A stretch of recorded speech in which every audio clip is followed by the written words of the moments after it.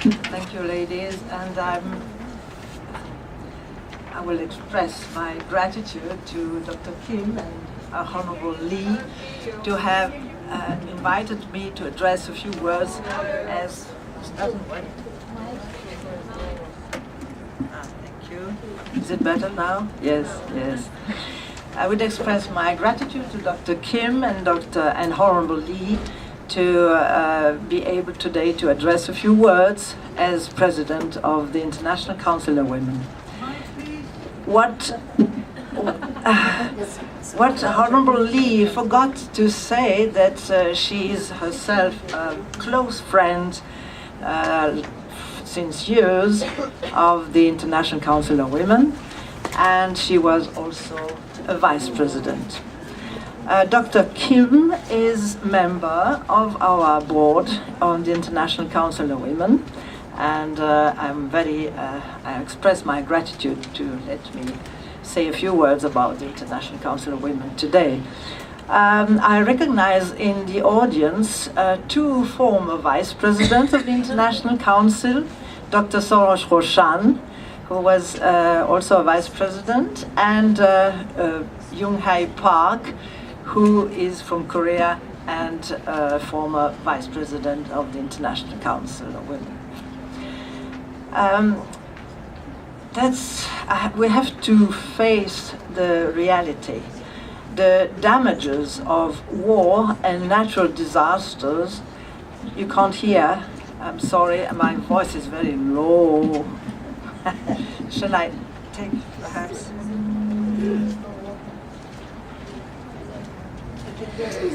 Is it better? Yes, I think it's better, thank you. The damages of war and natural disasters have prevented progress on issues of gender and development.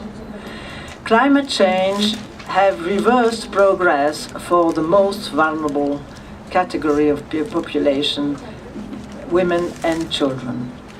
Recent natural disasters have brought new challenges to ICW, International Council of Women, CIF, Conseil International des Femmes.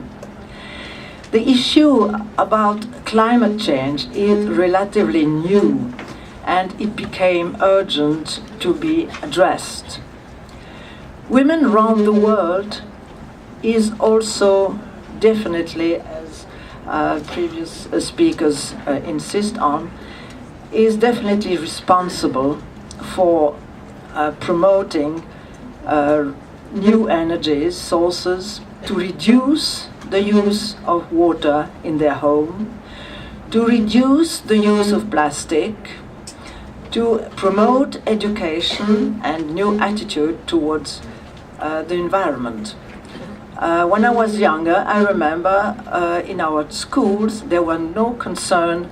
Nobody was concerned really about environment. Now, at least in Europe, I don't know about Asia, but in Europe we are now concerned, and it's also part of the family and the role of the family and the mother to educate their children to use and to be respectful for the environment. ICW is also combating desertification by having campaign on planting trees, and it was particularly clear. I don't know what happened with that. Sorry. It's okay.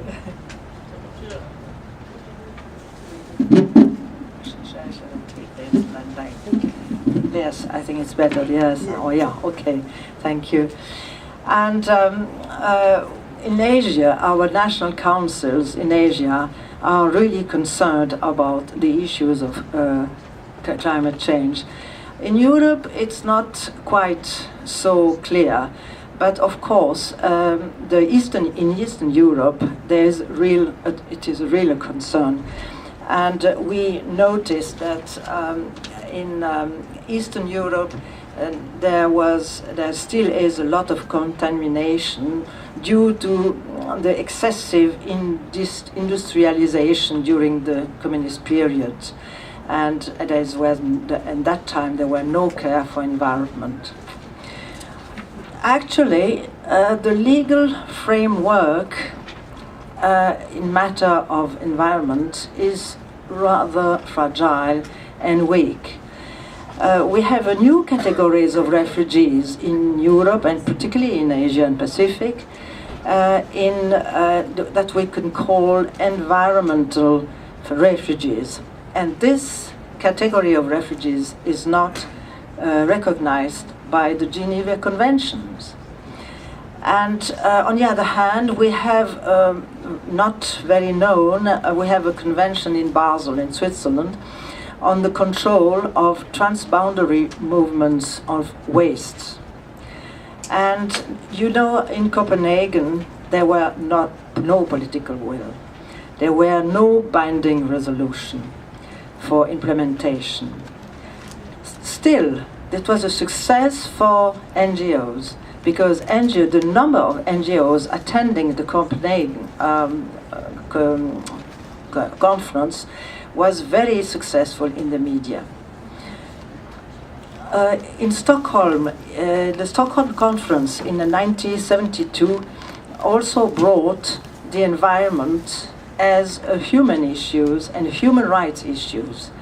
And since then, little progress has been made in this matter.